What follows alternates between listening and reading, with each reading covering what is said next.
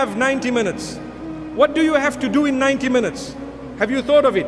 You have to be the best footballer possible by trying to score as many goals as you can.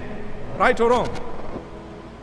Life is the same or similar, where you have 90 years maximum, for example, maybe less. The average a'mar between 60 and 70. The average age is between 60 and 70 according to the narration of Rasulullah sallallahu alaihi wasallam. So if, for example,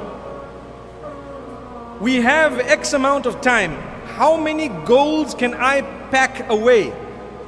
That's what I need to think about.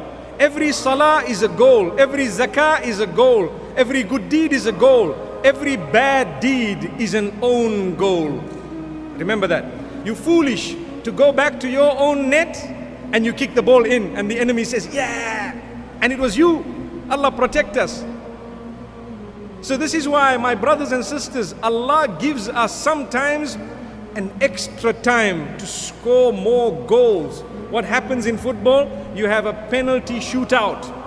You know that? Extra time becomes more exciting, and this is why every one of us, if Allah has given us age and we become older, we can be more prepared for death than he who dies suddenly at an early age. This is a gift of Allah.